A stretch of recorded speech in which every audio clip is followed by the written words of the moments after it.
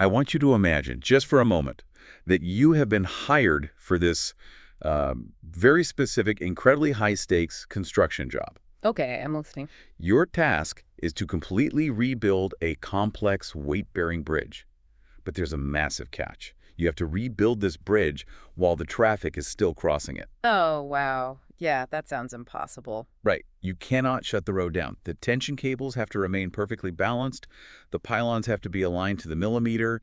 And, I mean, if you are off by even a fraction of a degree, the entire structure will slowly grind itself to dust over the next decade. It is a terrifying proposition when you frame it exactly like that. You are describing a mechanical system where there is zero margin for error. Exactly. And the structural integrity is entirely dependent on dynamic moving parts that are operating under constant shifting loads. And that scenario is the exact reality an orthopedic surgeon faces every single time they perform a total knee arthroplasty, a total knee replacement. It's incredible when you really think about it. It is. Today, we are undertaking a master class into the biomechanics, the intense spatial reasoning, and the split-second surgical decision-making behind rebuilding the human knee. We are, decoding the hidden physics of the joint. We absolutely are. We're going to understand the underlying why behind every single bone cut, every component size, and every millimeter of the polyethylene spacer they insert. This isn't just carpentry. Far from it, right? Far from it. It is dynamic, predictive biomechanics. It's comforting for us to think of the skeleton as this static scaffolding. Right, just like a frame. Exactly. But the knee is arguably the most complex joint in the human body. It bears our weight, absorbs incredible shock, and pivots in three-dimensional space, all while wrapped in a biological envelope of ligaments that dictate every micro-movement. Okay, let's unpack this. Because to understand how to fundamentally reconstruct a knee, you first have to understand the gaps. The gaps are everything. We're talking about gap balancing, which is the absolute foundation of this surgery. If you don't understand the gaps, you just do not understand the knee. That's entirely accurate. When a surgeon is replacing a knee, they are essentially trying to balance the physical space between the bones in two very specific, distinct positions. Right. First, when the leg is perfectly straight, which we call extension, and second, when the knee is bent, which we call flexion. So we have an extension gap and we have a flexion gap. And the entire game, like the entire surgical objective, is making sure those two spaces are perfectly equal and perfectly tensioned by the surrounding ligament. Precisely.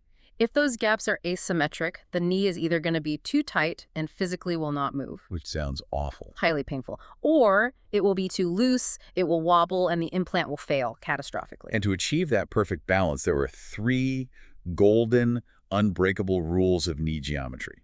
If you internalize these 3 rules, the underlying logic of orthopedic balancing becomes clear, right? Everything else is just mathematical deduction. It really is. It unlocks the whole procedure. Okay, let's lay them out. And, for anyone preparing for the FRCS exams or just trying to wrap their head around the spatial physics, we are going to take these slowly. Very slowly. Rule number 1. The proximal tibial cut affects both the flexion gap and the extension gap equally. Okay, I want to visualize this spatially. The proximal tibia is the top of the shin bone. It's the bottom part of the joint. In architectural terms, it's the floor of the knee. That is the perfect spatial model. It is the floor. So whether I'm standing up straight in extension or I'm sitting down with my knee bent in flexion, that floor is always right there. Always. It is always the bottom contact point of the joint. Therefore, if the surgeon takes the saw and cuts deeper into the proximal tibia, they are physically lowering the floor. Lowering the floor, yeah. And lowering the floor increases the total space, or the gap, completely independent of what position the knee is in. You lower the floor, you increase the volume of the room.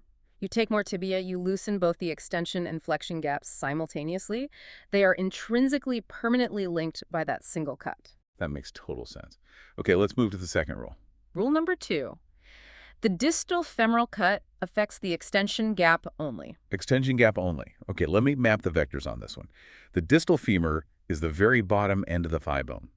When my leg is perfectly straight, in full extension, that bottom surface is resting directly against the tibial floor. Correct. So if the surgeon shaves bone off that specific distal surface, they are creating more vertical space when the leg is straight. But when the knee bends to 90 degrees, What happens? that distal surface rolls completely away. It ends up pointing forward toward the kneecap, touching nothing but empty space. Exactly. The distal portion of the femur rotates entirely out of the articulation zone. The part of the femur that is now interacting with the tibia floor is the back of the bone, the posterior condyles. Time for a say IT back. Let's make sure I have this locked in. Go for it. This is like renovating a house. If I lower the floor, which is the proximal tibial cut, the whole room feels taller. Whether I'm standing by the front door or standing in the back corner, both gaps are bigger. Right. But if I just shave down the ceiling, right at the entrance, the distal femur, it only gives me more headroom when I'm standing exactly at the door. That is extension. Perfect analogy. When I walk to the back of the room into flexion, that ceiling cut at the front door has zero impact on my headroom. That architectural model holds up perfectly under the biomechanics. Shaving the distal femur only opens up the space when the leg is completely straight. It does absolutely nothing to the ligament tension when the knee is bent. Okay. Which brings us naturally to the final geometric constraint. Rule number 3. Lay it on me. The size and position of the femoral component affects the flexion gap only. Because when the knee is in flexion, when it is bent 90 degrees, it is the back of the thigh bone, the posterior condyles, that swing down to fill the space against the floor. Precisely. The physical entity filling the gap in flexion is the posterior condyle of the metal femoral component. And the thickness of that posterior metal is entirely a function of the component's overall size. Right. If the ligament space is far too tight when the knee is bent, the mechanical solution to remove some of that posterior metal without touching your distal bone cut that dictates your straight leg is simply to downsize the entire femoral component. A smaller femoral component means a thinner posterior profile, less metal on the back of the joint, which instantaneously loosens the bend. Yes. If we connect this to the bigger picture, this is the elegant interlocking logic of the joint. Tibia affects both gaps. Distal femur affects extension only. Femoral component size affects flexion only. It's like a puzzle. It is. Once those 3 variables are established, you possess the algorithmic key to solving any gap mismatch the human knee can present on the operating table. I really want to put that algorithmic key to the test. Let's walk through the 6 classic balancing scenarios. Like, what does the surgeon actually do when they measure the gaps in the operating room and find out the tension is entirely wrong? Let's do it. Scenario 1. The knee is tight in extension and tight in flexion. Both gaps are globally too tight. Applying the logic, you have a mechanical restriction in both positions. You require a single intervention that alters both positions simultaneously. Which leads straight back to Rule 1, the floor. The surgeon needs to resect more proximal tibia. Cut an extra millimeter or 2 of bone off the top of the shin, physically lower the floor, and both the straight gap and the bent gap open up to the correct tension. Spot on. Moving to scenario 2, the exact opposite problem. The knee is loose in extension and loose in flexion. Both gaps are too large, the ligaments are slack, and the joint is unstable in every direction. See, my instinct in a normal woodworking scenario would be to just add material back to the floor, raise the floor back up. But you cannot uncut human bone. Once the saw passes through, that bone is gone forever. Unfortunately, yes. You are forced to compensate for the lost volume using synthetic materials. You swap out the plastic spacer. You use a thicker polyethylene insert. Because the plastic insert sits directly on the tibia base plate, it acts exactly like the tibial cut itself. Exactly. A thicker insert effectively raises the floor, filling both the extension and flexion gaps equally until the ligaments are properly tensioned. Scenario 3 is where the isolated variables come into play. The knee is tight in extension, so when the leg is completely straight, but perfectly balanced and correct in flexion when bent. Okay, if the flexions are perfectly tensioned, the proximal tibia is completely off limits. If I touch the floor, I ruin the perfect bend. Correct. I also cannot touch the size of the femoral component because that also alters the bend. I have an isolated extension problem, which requires an isolated extension solution. Rule 2. So what's the move? The surgeon needs to resect more distal femur. Shave a bit more bone off the very bottom of the thigh bone. That creates more space when the leg is straight. But when the leg bends, that newly shaved surface rolls away, pointing into empty space, and the perfect flexion tension is perfectly preserved. That's the bone mechanics. But there's also a soft tissue component to consider here. Oh, right. If there is a fixed flexion deformity, meaning the posterior soft tissues, the capsule at the back of the knee, are physically contracted and tethering the leg, preventing it from straightening, the surgeon would perform a posterior capsular release. Just freeing it up. Yes, carefully elevating those tight tissues off the back of the bone to allow the joint to fully extend. Okay, scenario 4. The knee is loose in extension, but correct in flexion. Another isolated extension anomaly, but this time the gap is excessively large. I have to fill the straight gap, but I cannot touch the floor, or I ruin the perfect bent gap. If cutting bone off the distal femur opens the extension gap, I need to do the mathematical inverse. I need to build the distal femur back down toward the tibia. I need to add volume.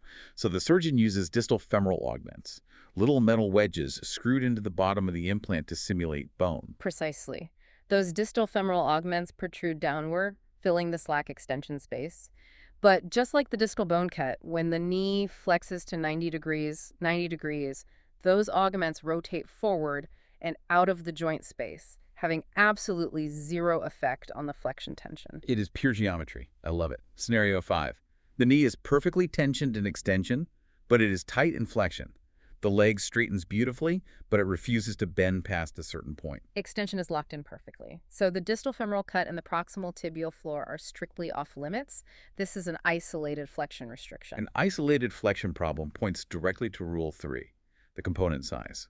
There is quite literally too much metal in the back of the knee blocking the joint from hinging backward. The primary solution is to downsize the femoral component. Swap it for a smaller size with a thinner posterior profile. Downsizing the femur is the most direct intervention. However, there are alternative maneuvers available if downsizing alters the fit too drastically. Like what? Well, the surgeon can increase the posterior tibial slope. By cutting the floor with a slight backward tilt, it opens up the space specifically at the back of the joint during deep flexion. Alternatively, they could resect more of the patient's native posterior femoral condyle bone, or if they are utilizing a specific implant design known as a cruciate retaining knee, they can release the posterior cruciate ligament, the PCL, which untethers the joint and allows it to open up further in flexion. Finally, scenario 6. The knee is perfect in extension, but loose in flexion. The flexion gap is cavernous and unstable. I need more volume in the posterior aspect of the joint. I need to fill the back of the knee. The surgeon upsizes the femoral component to put thicker metal in the back. And if they need even more volume filled, they can add posterior femoral augments, metal blocks attached to the back of the implant. More metal in the back tightens up the bend, but completely avoids altering the straight leg tension. You have just logically derived the entire gap balancing matrix. It's beautiful. It really is. But the true test of this spatial reasoning arises during complex revision surgeries. I want to pose the ultimate revision challenge to you. Okay, I'm ready. Imagine a surgeon opens up a failed knee replacement. They remove the old implants, measure the gaps, and discover a contradictory state. The knee is completely tight in extension, but simultaneously, it is dangerously loose in flexion. Wow, a paradoxical mismatch. Let me map the vectors. The straight leg is too tight, meaning I need to surgically open the extension gap. But the bent leg is too loose, meaning I need to surgically fill the flexion gap. Those are opposite biomechanical directions. Completely opposite. I cannot just swap out the plastic insert on the floor because a thinner insert opens both gaps, which ruins my flexion even more. A thicker insert fills both gaps, which makes my tight extension impossible to straighten. The floor cannot solve this. No. The plastic insert is functionally useless for a paradoxical mismatch. You have two isolated problems operating in contradictory directions. Okay, to open the straight gap, I have to remove volume from the distal femur. To fill the bent gap, I have to add volume to the posterior femur. So I need an implant construct that sits higher up on the thigh bone to give me straight leg room, but is also massively thicker in the back to fill the bent leg room. So, wait, I use a smaller femoral component, but put thick augments on the back. You are circling the correct mechanical principles, but let's refine the specific hardware application. You are correct that you must move the joint line proximally and fill the posterior space. Yeah. The definitive solution in a revision setting is to use a thinner distal femoral augmentation wedge. By choosing a thinner wedge for the bottom contact point, you are effectively translating the entire metal femoral component upwards, proximally, away from the tibia. Which instantaneously opens your restricted extension gap. Exactly. At the exact same time, to address the loose flexion gap, you upsize the component or you add a posterior augment to the back of the metal. Two contradictory problems, two localized solutions, unified in a single piece of metal.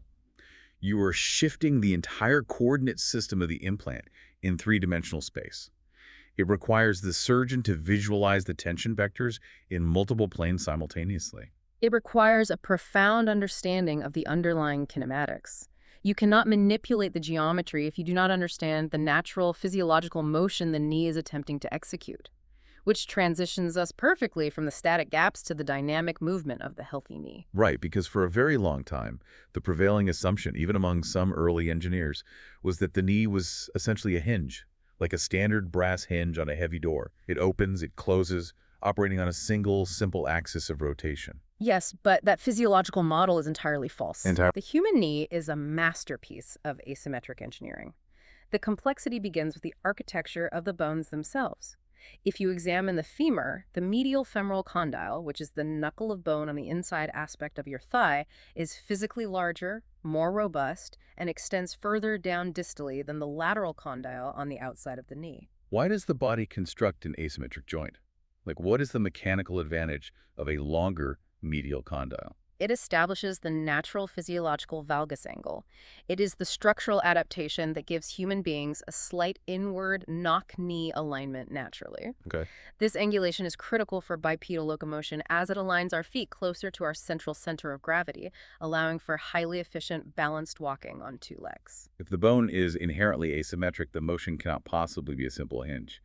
How does this structural difference dictate the actual movement path of the knee? This brings us to the defining kinematic principle, the medial pivot. Medial pivot. Yes, when you flex your knee, it does not simply hinge backward symmetrically. The larger medial side, the inner condyle, acts as a relatively fixed pivot point.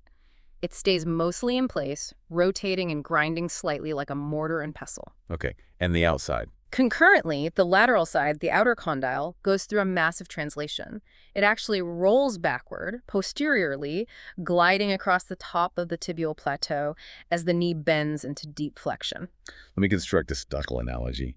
Imagine a heavy bank vault door.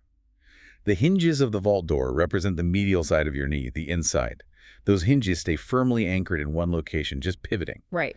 The heavy handle on the outer edge of the door, swinging through a wide arc of empty air, represents the lateral side of your knee. As you bend your knee, the inside hinges stay put, and the outside handle swings backward through space. That perfectly isolates the mechanics. The lateral condyle translates posteriorly through the arc of flexion, while the medial side acts as the stabilizing pivot point. All right, I want to introduce a segment here called the trap, because when analyzing the literature and historical exam materials, there is a notorious misconception that traps candidates. The notes explicitly flag a printed explanation in a source exam that was fundamentally muddled, introducing a confusing argument regarding the radii of curvature. It is a critical error to watch out for. The flawed source material presented a contradictory explanation, claiming that the medial condyle rolls to a greater extent than the lateral condyle. Which is just wrong. It is demonstrably biomechanically false. The overwhelming expert consensus, supported by modern fluoroscopic imaging and the very design principles of contemporary implants, is the medial pivot model. The lateral side is the side executing the profound posterior rollback. And beyond the medial pivot, there is another hidden layer of kinematics right at the terminal end of the motion. When you fire your quadriceps and stand up perfectly straight, locking your knees, there is a final involuntary twist, the screw-home mechanism. It is an evolutionary energy-saving mechanism. The knee possesses a built-in biomechanical lock, ensuring you do not have to expend massive amounts of muscular energy merely to stand still. How does it engage? During the terminal 15 degrees of extension, the last 15 degrees as your leg approaches complete straightness, the asymmetry of the condyles forces your tibia to physically rotate outward externally by approximately 5 degrees of external rotation. The tibia twists itself into a rigid, locked state. It screws home. That 5 degrees of external tibial rotation maximally tensions the cruciate ligaments and the collateral ligaments, turning the dynamic joint into a stable, load-bearing pillar. But if the knee automatically locks itself into a rigid pillar every time we stand, how do we ever initiate movement to sit back down? The quadriceps and hamstrings are massive power generators, but they pull in straight lines. They can't easily untwist a locked joint. You require a highly specific anatomical key to unlock the mechanism. That key is a small, deeply situated muscle at the back of the knee called the popliteus. The popliteus. Yes, the popliteus acts as a dynamic internal rotator. When your brain signals the intention to sit or bend the knee, the popliteus fires first. It internally rotates the tibia, reversing the 5-degree screw-home twist, untensioning the ligaments, unlocking the joint, and allowing the massive flexor muscles to bend the knee. The popliteus is the trigger that initiates the entire cascade of flexion. Now, when a surgeon removes all of this intricate, asymmetric, ligament-bound bone and replaces it with synthetic metal and plastic, they are tasked with artificially recreating this complex, rolling, twisting dance, which brings us to the engineering challenge of forced rollback. What's fascinating here is that implant design is an exercise in managing tolerances down to the millimeter. We established the natural medial pivot, where the lateral side rolls backward during flexion. But why do artificial knee implants absolutely require engineered rollback mechanisms? Like, what happens if it doesn't? Exactly. What happens if an implant fails to roll back? Well, because titanium and polyethylene do not possess a central nervous system. They cannot dynamically adjust their position based on proprioceptive feedback. If an artificial knee was designed as a simple, dumb hinge without any mechanism to force the femur to roll backward, the result would be mechanical impingement. A catastrophic impingement. If the femur did not translate posteriorly as the knee bent deeper into flexion, the posterior cortex of the thigh bone, the back of the femur shaft itself, would violently crash into the posterior edge of the tibial plastic insert. Yikes. When does that happen? This mechanical collision occurs reliably at approximately 95 degrees of flexion. 95 degrees. 95 degrees is barely enough to sit in a standard chair. The knee would just hit a solid wall of plastic that would jam completely. The patient would be physically incapable of bending their knee past 95 degrees, making getting off a toilet or walking down steep stairs biomechanically impossible. Engineered rollback is the solution. Yeah. It physically shifts the axis of rotation and the point of contact between the femur and the tibia progressively backward as the knee bends. Buying it room. By shifting that contact point posteriorly, the mechanism buys the femur the vital geometric clearance it needs to avoid crashing into the plastic, granting the patient their full functional arc of motion. So how do modern implant systems force that precise backward shift? There are two dominant engineering philosophies in modern arthroplasty. The first is the posterior stabilised, or PS knee. This design abandons natural ligaments in favor of a purely mechanical internal solution. The plastic tibial insert features a vertical post, a spine, protruding upwards in the center. Okay, a post. The corresponding metal femoral component features a horizontal crossbar, or a cam, built between the condyles. As the knee flexes at exactly 70 degrees of flexion, 70 degrees, the metal cam engages, it catches, against the plastic post. As the knee continues to bend, that post physically levers the femur backward, forcing the rollback. It is a forced mechanical lever, and the specific angle of engagement is mathematically calculated. The notes emphasize the cam engages at precisely 70 degrees. It engages at 70 degrees to guarantee the rollback is initiated before the 95-degree impingement point can ever be reached. It preempts the collision by 25 degrees. But there is a competing philosophy, right? The cruciate retaining, or CR knees. Yes. These implants omit the plastic post and the metal can entirely. Instead, they rely on the patient's native posterior cruciate ligament, the PCL, leaving it completely intact during the surgery. The obvious question is, why wouldn't every surgeon utilize a CR knee? Natural tissue is always superior to a plastic post rubbing against a metal bar, correct? Why build a mechanical lever when you can utilize the body's own ligament to pull the femur backward naturally? It represents a highly complex surgical trade-off. A CR knee does offer distinct physiological advantages. By preserving a functioning native PCL, you preserve crucial natural proprioception, those neurological feedback loops that tell the brain exactly where the joint is in three-dimensional space. That's huge. It is. Furthermore, kinematic studies often demonstrate that a well-functioning CR knee produces a more natural, symmetric gait pattern, particularly during demanding tasks like stair climbing, and can potentially offer a greater ultimate degree of deep flexion. But the operative phrase there is well-functioning. There's a massive mechanical caveat. The caveat is the extreme technical demand of soft tissue tensioning. In a PS knee, the plastic post is exactly where the factory molded it. It never stretches, it never fatigues. Right. In a CR knee, that native PCL must be perfectly exquisitely tensioned by the surgeon during the bone cuts. If the gap balancing leaves the PCL too tight, the ligament will pull the femur backward far too early in the flexion arc and with excessive violence. Oh, that sounds bad. It drives massive, unphysiological pressure into the posterior aspect of the plastic insert, causing rapid, premature wear and potential failure of the polyethylene. And if the surgeon leaves the PCL too loose? The mechanism fails entirely. A slack PCL will not exert enough force to pull the femur backward at all. The knee acts exactly like the dumb hinge we described, and the femur crashes into the 95-degree impingement wall regardless. The margin for error in tensioning a CR knee is incredibly narrow. We have dissected the bone cuts, the gap tension, and the internal plastic mechanisms. But none of this geometry matters if the surgeon places the construct in the wrong spatial coordinates to begin with. When a surgeon opens an arthritic, severely deformed knee where the cartilage is obliterated and the bone is crushed, how do they establish true north? How do they know where the joint is supposed to exist in space? The surgeon must identify and restore the anatomical joint line. Reestablishing the joint line at its exact natural height is one of the most critical steps in the entire operation. So what's the landmark? The source material provides a highly specific, tactile landmark rule for locating this vital coordinate. The restored joint line must sit exactly 1 finger breadth above the proximal tip of the fibula, that is, the smaller, non-weight-bearing bone on the lateral side of the lower leg. Okay. And exactly 1 finger breadth below the inferior pole, the bottom tip of the patella, or kneecap. 1 finger breadth above the fibula tip, 1 finger breadth below the inferior pole of the patella. Why does a deviation of just a few millimeters superiorly or inferiorly cause such catastrophic downstream effects? Because elevating the joint line, meaning the surgeon cuts too much distal femur and compensates with too thick of a plastic insert, pushing the entire articulation zone proximally up the leg, is the single most common devastating error in revision knee surgery. The most common. The most common.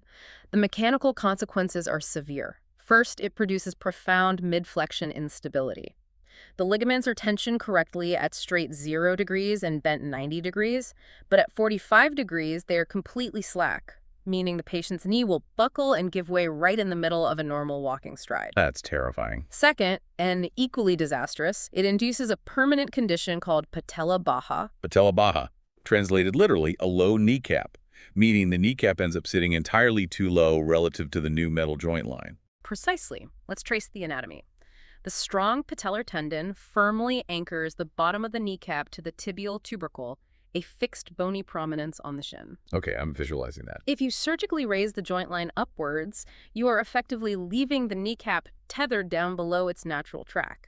You severely alter the biomechanics of the extensor mechanism. So it just crashes into the metal. Every time the patient attempts to bend their knee, the kneecap is forced to plow into the metal components at a horrific angle, causing severe anterior knee pain and severely restricting the arc of motion. So the proximal distal height is critical, but the rotational axis is just as dangerous, if not more so. It is time for the one-liner. This is a rule so absolute, violating it is considered surgical malpractice. What is the unbreakable rule of tibial component rotation? Never internally rotate the tibial component. If you are unsure of the perfect alignment, you must err on the side of external rotation. Never internally rotate. Let's break down the force vectors to understand why internal rotation is a biomechanical sin. The quadriceps muscle is a massive power generator pulling the kneecap from above. Right. The patellar tendon anchors the kneecap to the tibial tubercle on the shin from below. The angle created by that line of pull from the hip through the kneecap down to the shin is called the Q angle. It is essentially a rope running through a biological pulley system. Exactly. Now, if the surgeon takes the metal tibial base plate, which dictates the track the femur will ride on, and they internally rotate it, twisting it inward toward the other leg, they are forcing the entire physiological tibia, including that bony anchor point, to effectively twist outward or lateralize relative to the new metal joint. You twist the metal base plate inward, which biomechanically shoves the biological anchor point outward. And when that anchor point moves laterally outward, it dramatically forcefully increases the Q angle. You are now pulling that massive quadriceps rope at a crooked, highly acute angle. Which is a disaster. Every single time the patient bends their knee, the incredible force of their own quadriceps will try to yank their kneecap laterally right off its metal track, causing it to permanently maltrack, grind, or even completely dislocate outward over the edge of the implant. You induce a permanent lateral dislocation vector just by twisting a piece of metal a few degrees inward during implantation. This is why the rule is absolute. Mild external rotation is highly tolerated by the extensor mechanism. Internal rotation is a guaranteed kinematic disaster. Here's where it gets really interesting. Let's pivot from the hard mechanics of bone cuts and metal rotation to the incredibly complex architecture of the soft tissues. Because a surgeon can execute the bone cuts with robotic perfection, but if the biological envelope of ligaments on one side of the knee is severely contracted and tight, the perfect metal joint will still refuse to function. Very true. The source notes detail a fascinating sequence for balancing a valgus's deformity. A valgus knee is a severe knock-kneed alignment, where the lateral or outer side of the knee has become structurally contracted, fibrotic, and tight over years of arthritis.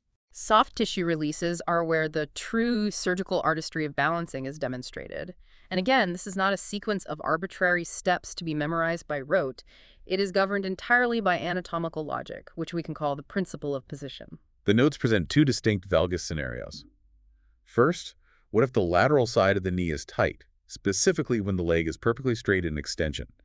The prescribed intervention is to surgically release the iliotibial band, the ITB. Correct. But if the lateral side is tight, specifically when the knee is bent into deep flexion, the prescribed intervention is to release the popliteus tendon.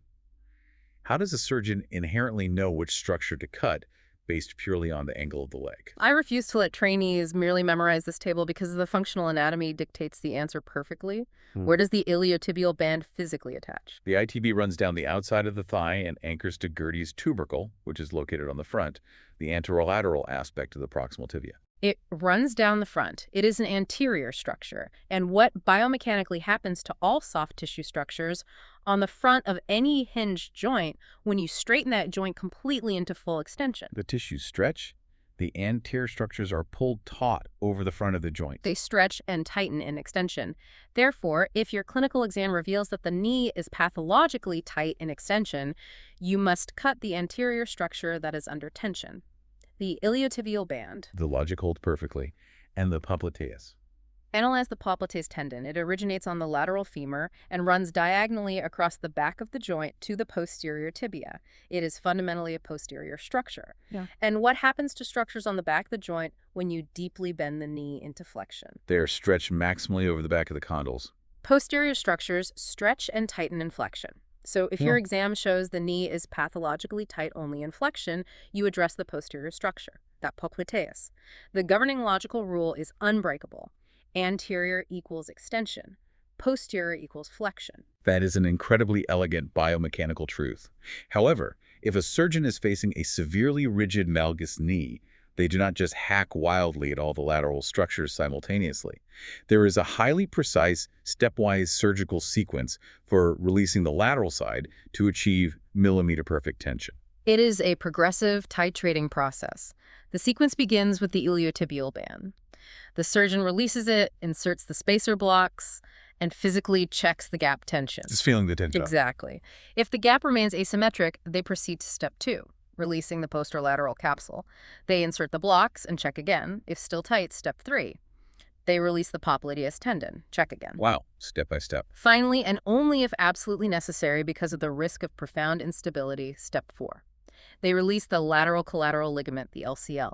It is a calculated progression evaluating the exact tension vectors after every single scalpel stroke. It is literally akin to tuning the strings of a grand piano.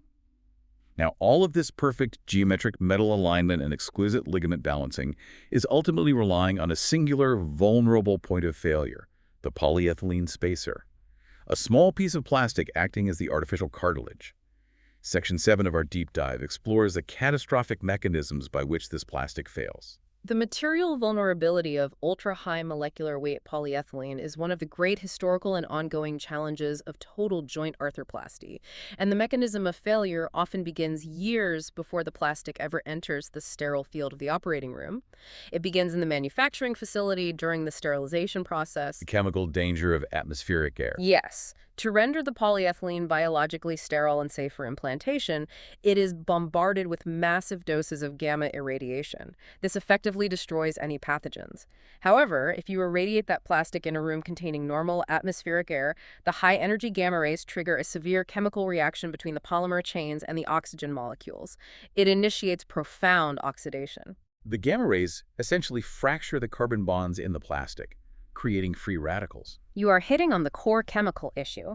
Those free radicals are highly unstable. Over time, even while the plastic is just sitting on a supply shelf for months before surgery, those free radicals continuously react with oxygen, severing the long polymer chains that give the plastic its structural integrity. So it just weakens on the shelf. This ongoing oxidation makes the polyethylene incredibly brittle at a microscopic level. Once implanted under the massive cyclical loading of human walking, that brittle plastic will literally shatter, delaminate, and flake apart inside the patient's knee, triggering a massive immune response that destroys the surrounding bone. How do they stop that? To fundamentally protect the plastic, it absolutely must be irradiated in a perfect vacuum or submerged in an inert gas environment devoid of oxygen. Vacuum sterilization is protective. Ambient air sterilization is chemically destructive. And assuming the plastic survives sterilization and is safely implanted, its sheer physical thickness becomes the primary determinant of its survival.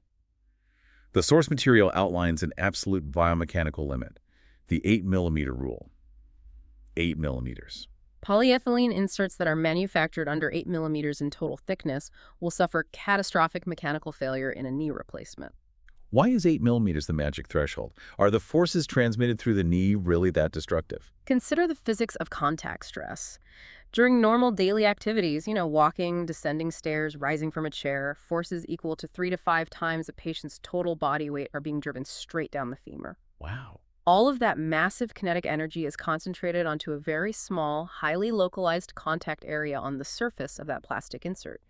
If the plastic is too thin, it lacks the material volume to absorb and horizontally distribute that immense focal stress. So what happens to the force? The pressure wave travels straight through the thin plastic, strikes the unyielding titanium baseplate underneath, reflects back up, and effectively shears the plastic apart from the inside out. This subsurface shear stress causes massive delamination and severe pitting. It is mechanically identical to a pothole forming on a heavily trafficked road where the layer of asphalt was poured too thin over the concrete base. And the three-dimensional shape of that plastic surface dictates survival just as much as the thickness. We discussed engineered rollback extensively earlier, the mechanical requirement that the femur rolls backward as the knee flexes. If the cervical of the plastic insert is manufactured completely flat, what are the kinematic consequences? If the articular surface of the insert is entirely flat, as the femur rolls progressively backwards during deep flexion, it drags the entire focal point of that massive multiplying body weight right to the extreme posterior edge of the plastic. Just all that weight on the edge. You induce severe edge loading. The immense contact stress is concentrated on a thin rim of unsupported polyethylene, and the posterior edge of the insert will inevitably crack, deform, and fail. This kinematic reality dictates that modern inserts must be dished or highly conforming. They must be shaped like a shallow bowl to cup the femoral condyle, ensuring the contact stress is evenly distributed across a wide surface area throughout the entire arc of rollback. Let's do a cross-disciplinary comparison here because I want to challenge a material science assumption. In a previous deep dive regarding total hip replacements, the literature was absolutely clear that for hips, surgeons exclusively use highly cross-linked polyethylene XLPE because its wear resistance is vastly superior. But the data we are reviewing today dictates that for the knee, surgeons rely on traditional ultra-high molecular weight polyethylene UHNWPE. Why the discrepancy? If cross-linked plastic is universally more durable, why isn't it the gold standard in the knee? That is a phenomenal observation, and it highlights how material science must adapt to fundamentally different joint kinematics. The hip is a highly congruent ball and socket joint. The geometry is incredibly stable. Okay. The femoral head smoothly, continuously slides around inside the acetabular cup. The primary mechanical enemy in the hip is slow, steady, abrasive wear generated by millions of sliding cycles. The chemical process of cross-linking the polymer chains makes the plastic incredibly hard and vastly resistant to that specific abrasive sliding wear. But the mechanics of the knee are entirely different. The knee is an incredibly violent, high-impact biomechanical environment. It is not a deep captured socket. It is two curved metal condyles violently striking and rolling across a relatively flat, clastic plateau. The knee experiences immense vertical impact loading, massive point contact stress, and severe horizontal shear forces during pivoting. It's just a totally different set of forces. Exactly. To survive that violent environment, the plastic requires a specific material property: toughness. It must possess the ability to microscopically dent, deform, and absorb impact energy without propagating a crack. Oh, I see. The chemical process of cross-linking, while making the plastic harder and more wear-resistant, intrinsically sacrifices that crucial flexibility and toughness. A highly cross-linked plastic in a knee replacement would be far too brittle. Under the severe impact forces of descending stairs, it could simply shatter. Therefore, the hip receives cross-linked plastic optimized for wear resistance. The knee receives traditional ultra-high molecular weight plastic optimized for impact toughness. The engineering is specialized to the specific vectors of the joint. Moving into Section 8, we are going to explore some of the highest stakes clinical variables and potential catastrophes in the operating room. Let's begin with a predictive metric. What is the single strongest statistical predictor of a patient's ultimate post-operative range of motion? After the surgery is healed, what dictates whether they will be able to bend their knee 130 degrees? The most powerful determinant of post-operative range of motion is the patient's pre-operative range of motion. Wait, so whatever arc of motion the patient possesses when they limp into the clinic for their initial consultation, that is functionally their physiological ceiling. Almost exclusively. The surrounding soft tissue envelope, the collateral ligaments, the joint capsule, the extensor mechanism, even the skin itself, have all slowly, pathologically contracted and permanently adapted to that severely limited range of motion over years or even decades of progressive arthritis. Wow. The surgeon can execute flawless bone cuts, insert perfectly balanced state-of-the-art kinematics, but those fibrotic biological tissues are not going to magically stretch an additional 50 degrees just because the bone obstruction is gone. The soft tissue envelope dictates the final kinematic reality. That reality leads directly into the scar story from the clinical notes. This is a vital lesson in surgical psychology. The scenario describes a surgeon performing a technically flawless operation. The gap balancing is millimeter perfect, the implant rotation is exact, the x-rays are beautiful. But at the 6-month post-operative visit, the patient is furious and deeply dissatisfied. Why? Because they believed they would be back to kneeling in the garden, but they max out at 85 degrees of flexion. Because the patient entered the operating room with only a 70-degree arc of motion, 70 degrees. Yeah. The technical execution of the surgery was excellent, but the informed consent process was entirely negligent. They just didn't tell them. The surgeon completely failed to manage the psychological expectations. The complication in this scenario was not mechanical or surgical. It was a critical conversation that never occurred in the clinic. The patient fundamentally needed to be informed that a rigid 70-degree arthritic knee does not magically transform into a supple 130-degree athletic knee, regardless of the surgeon's technical brilliance. So, what does this all mean? The consent process is the surgery before the surgery. Expectation management is every bit as vital to a successful outcome as millimeter-perfect bone cuts.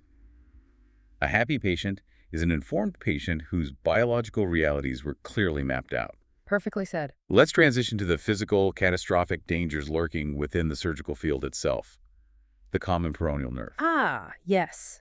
During the execution of the proximal tibial cut lowering the floor, as we discussed, the oscillating saw blade is operating terrifyingly close to the common peroneal nerve. This nerve wraps around the lateral aspect of the leg, and it controls the muscles that dorsiflex the ankle. Which means pulling the foot up. Right. If the saw blade breaches the posterior capsule and transects that nerve, the patient permanently loses the ability to lift their foot. They are left with a devastating permanent foot drop. The anatomical notes specify its exact location.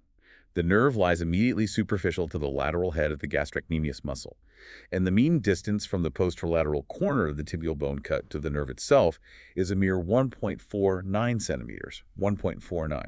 That is barely over half an inch of clearance. And 1.49 centimeters is merely the statistical mean. The absolute minimum distance recorded in anatomical studies is a terrifying 0.9 centimeters, 0.9. 9 millimeters of soft tissue separates a successful bone cut from a life-altering neurological catastrophe. But here is the highly counterintuitive biomechanical reality that I found fascinating. Who is the most at-risk patient for this specific nerve transection? Instinctively, you would assume a massive, heavily obese leg would make the exposure harder and the surgery far more dangerous. The anatomical reality is the exact opposite. The physical distance from the bone cut to the nerve is actually significantly greater in larger, heavier legs. There is simply more subcutaneous fat and greater muscle mass acting as a physical buffer, pushing the nerve further away from the saw blade. So the small, thin, frail patient is actually the most dangerous surgical candidate in this specific context. Without question. The thin, frail leg is exactly where that 0.9 centimeter minimum clearance becomes a very real, very present danger.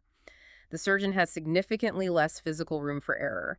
The blade can breach the capsule and instantly encounter the nerve. Let's do our recap of where we are before we hit the final stretch. We have mapped the 3 rules of gap balancing. We explored the medial pivot kinematics and the popliteus unlocking the screw-home mechanism. We understand why cruciate retaining knees demand perfect tension to prevent impingement, and why internal rotation of the tibia destroys the Q angle. We've looked at the anterior extension, posterior flexion logic of soft tissue valgus release, the chemical oxidation dangers of polyethylene, and the counterintuitive nerve risks in thin patients. Which brings us to the final tier of joint arthroplasty. Mitigating massive disasters, managing postoperative infections, and specialized procedural variations. Let's start with wound breakdown. Sometimes, despite a perfect surgery, the surgical incision on the front of the shin fails to heal, breaks down, and exposes the metal implant beneath. Exposed metal is an immediate, catastrophic emergency that will lead to deep infection. You must bring in healthy, vascularized tissue to cover the defect. The surgical literature outlines a highly specific reconstructive flap ladder based on location. Depending on precisely where the necrotic breakdown occurs along the length of the tibia, plastic surgeons utilize different muscle groups to salvage the limb. For a wound breakdown located over the proximal third of the leg, directly over the tibial tubercle and the joint itself, the absolute gold standard is a medial gastrocnemius rotation flap. Using the calf muscle. The surgeon essentially detaches the medial half of the calf muscle, preserves its blood supply, and swings it around to the anterior shin to definitively cover the exposed metal. And if the wound breakdown occurs further down, in the middle third of the tibia. For the middle third, the gastrocnemius cannot reach, so the surgeon utilizes the soleus muscle, which sits deeper in the calf. And for the distal third, down near the ankle joint, no local muscles have the reach or arc of rotation required. So what do they do? A defect in the distal third mandates a free flap, completely detaching a piece of tissue, often from the thigh or back, and performing microvascular surgery to plumb its arteries and veins into the blood vessels of the ankle to keep it alive. Let's talk about another disaster. Paraprosthetic fractures. Imagine an elderly patient with a perfectly functioning knee replacement trips, falls, and fractures their femur right above the metal implant. The bone is shattered, but the metal remains embedded. To academically classify and dictate the surgical treatment algorithm for a distal femur fracture occurring around a total knee replacement, orthopedic surgeons utilize the Lewis and Rorabeck classification system. It is time for a lightning round of eponyms. The notes brilliantly list the exact distractors that test writers use to confuse candidates. Lewis and Rorabeck dictates the biomechanical treatment of distal femur fractures around a knee. But let's run through the others. Vancouver classification. Vancouver classifies periprosthetic fractures around a total hip replacement, evaluating bone stock and implant stability to dictate if the stem needs to be revised. Euler and Ruedi. Euler and Ruedi classifies fractures of the scapula, the shoulder blade. Heidberg. Heidberg specifically classifies intra-articular fractures of the glenoid, the socket of the shoulder joint, based on the fracture line orientation. And Rowe. Rowe classifies fractures of the calcaneus, the heel bone. Navigating these eponyms isn't just about passing exams. Each name represents a completely different biomechanical algorithm for surgical fixation. The ultimate disaster, however, surpassing even fractures, is periprosthetic joint infection. An infected joint replacement is an absolute nightmare scenario.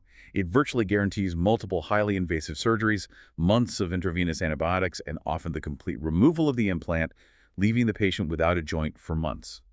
The historical notes cite a massive landmark study on how to prevent this catastrophe. The Lidwell Medical Research Council trial. Let's delve into these statistics because they fundamentally altered modern surgical protocols. The Lidwell trial meticulously tracked infection rates across thousands of joint replacements. The baseline deep infection rate in a standard operating theater with absolutely no special interventions was 3.4%. 3.4%. 3.5 out of every 100 patients undergoing joint replacement developed a devastating deep bone infection. That's a completely unacceptable risk profile for an elective procedure. It was incredibly high. The trial then systematically evaluated specific interventions. If the hospital utilized ultra-clean laminar flow air ventilation systems in the operating room, which constantly washes the surgical field with highly filtered air, the infection rate dropped from 3.4% down to 1.7%. 1.7. At exactly half the risk. A massive improvement through air filtration alone. However, if the surgeons utilized perioperative prophylactic antibiotics alone, administering a single dose of intravenous antibiotics to the patient immediately before the surgical incision, the infection rate plummeted to 0.85%. 0.85. Let me pause on that. The pharmacological intervention, simple dose of antibiotics, was twice as statistically effective at preventing infection as building a multi-million-dollar laminar flow clean air ventilation system. Exactly. The pharmacological barrier is immensely powerful. And if you combine both interventions, administering the antibiotics A and D operating in the laminar flow clean air theater, the infection rate drops further to 0.4%, zero point 0.4. Finally, adding body exhaust suits, the sterile spacesuit-like helmets and gowns worn by the surgical team to prevent shedding their own skin flora into the wound drops the ultimate infection rate to 0.2%, 0.2. The definitive takeaway from the Lidwell trial. Perioperative prophylactic antibiotics have the single greatest statistical impact on reducing deep joint infection. They are the cheapest, most readily available, and most powerfully effective intervention in the surgical arsenal. But it is crucial to recognize that airborne bacteria, often shed by the surgical team itself, remain a primary vector for contamination, which is why the cumulative layers of defense, the laminar air and the exhaust suits, are still heavily relied upon to drive that final number down from 0.85% to 0.2%. In arthroplasty, every single layer of antimicrobial defense is critical. Speaking of precise measurements in clinical evaluation, there is a highly practical tip in the clinical notes regarding measuring limb length discrepancies. Sometimes, a patient presents with a severe, long-standing flexion contracture. Their knee is locked in a bent position and physically will not straighten out. If a surgeon attempts to measure the true length of their leg bones using a standard front-facing X-ray and AP view, what kinematic distortion occurs? A standard AP X-ray will falsely foreshorten the bone lengths. Because the leg is rigidly bent, the femur and tibia are angled significantly away from the direct path of the X-ray beam. It is a simple matter of projection geometry. The bones will appear artificially shorter on the two-dimensional image than they are in three-dimensional reality. So how does the surgeon obtain an accurate preoperative measurement to plan the reconstruction? You must utilize a lateral CT scanogram. By capturing the image from the side profile, a lateral view, you bypass the projection error caused by the bend. The lateral scanogram measures the true anatomical bone length perfectly, regardless of how severely the knee is locked in flexion. Once again, overcoming biomechanical hurdles with pure geometry. Let's conclude our specific procedural review with a look at the unicompartmental knee arthroplasty, the UKA, the partial knee replacement. A unicompartmental knee replacement is exactly what the name implies. Instead of radically resecting all the bone and replacing the entire global joint, the surgeon only resurfaces the single specific compartment that is worn out overwhelmingly. This is the medial inner side of the knee. It preserves all the native ligaments and the healthy compartments. It sounds like a vastly superior, less invasive option, but you cannot simply perform a partial knee on any arthritic patient. The guidelines list highly strict contraindications, absolute medical reasons you cannot perform a partial knee. Let's run through them. Inflammatory arthropathy, such as severe rheumatoid arthritis, a deficient, torn, or absent anterior cruciate ligament, the ACL, a fixed flexion deformity greater than 15 degrees meaning the knee is permanently stuck bent, and a total flexion arc of less than 110 degrees, meaning the joint is globally stiff. There is a unified underlying biomechanical logic to why each of those conditions represents an absolute contraindication. A unicompartmental knee relies entirely on the remaining unreplaced portions of the joint remaining completely healthy, stable, and kinematically normal. Makes sense. If a patient suffers from an inflammatory systemic disease like rheumatoid arthritis, the systemic inflammation will inevitably aggressively destroy the remaining lateral and patellofemoral compartments anyway. So surgically resurfacing just one single side is ultimately pointless because the disease will just consume the rest of the joint in a matter of years. Precisely. And consider the ACL deficiency. The anterior cruciate ligament is the primary stabilizer preventing the tibia from shifting forward. If the ACL is torn or deficient, the entire kinematic profile of the knee is wildly abnormal. The tibia moves around too much. The tibia will constantly shear forward during walking, and that abnormal unphysiological shear stress will rapidly mechanically destroy the one new shiny metal compartment you just meticulously implanted. The implant will loosen and fail prematurely. But here is the massive clinical twist that traps many practitioners. The one condition that is explicitly not a contraindication to a partial knee replacement: obesity. It is an incredibly pervasive clinical misconception that a heavy patient will simply crush or mechanically overpower a small partial knee implant. However, Long-term survivorship data definitively demonstrates that obesity alone does not negatively impact the lifespan of a unicompartmental knee. Really? Yes, if the patient's ligaments are totally intact and their other compartments are pristine, a heavy patient can absolutely undergo the less invasive partial knee procedure with excellent long-term results. The joint mechanics dictate success, not merely the load magnitude. Time for our final recap P. We have traversed an absolute mountain of biomechanical information today.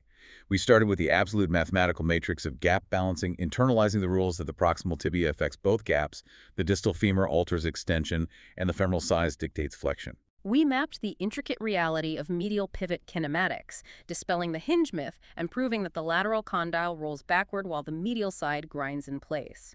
We explored the elegant 5-degree screw-home lock and how the popliteus acts as the key to initiate movement. We dissected the sheer chemical vulnerability of the polyethylene spacer, proving how atmospheric oxygen during sterilization destroys it, how vacuum environments protect it, and the absolute biomechanical necessity of the 8 mm thickness rule to prevent shear delamination.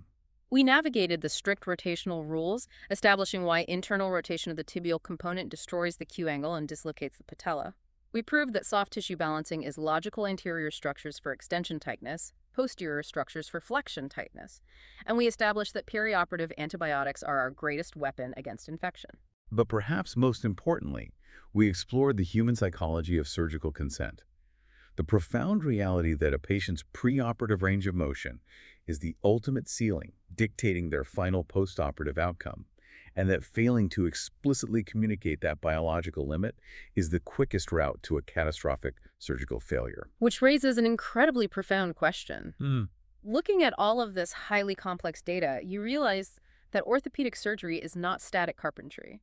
You are attempting to perfectly tension a living, adapting biological envelope of ligaments around rigid, unyielding synthetic materials. And that leaves me with a final provocative thought to end our deep dive.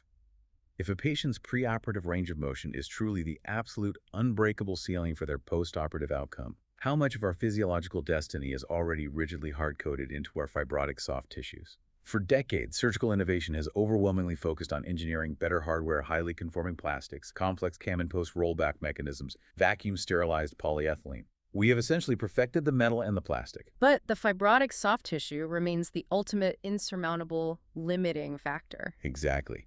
So, will the true future of joint replacement rely less on inventing a marginally shinier piece of titanium and more on revolutionary pharmacological or genetic therapies? Therapies that can fundamentally remodel, stretch, and chemically rejuvenate our fibrotic ligaments and joint capsules before the surgeon even makes the very first bone cut. If we mathematically cannot alter a 70-degree arc of motion with a titanium saw, will we one day learn to rewrite that biological limit using targeted genetic therapies? It is the next great frontier in musculoskeletal medicine, and it serves as a potent reminder that we are not merely operating on an isolated mechanical hinge, we are operating on a highly complex, dynamically integrated human system. Thank you so much for joining us on this deep dive. The next time you walk up a flight of stairs or stand up from a low chair, I hope you appreciate the incredible asymmetric screw-home biomechanical miracle that is your own knee. Keep questioning the mechanics, keep learning, and we'll see you on the next deep dive.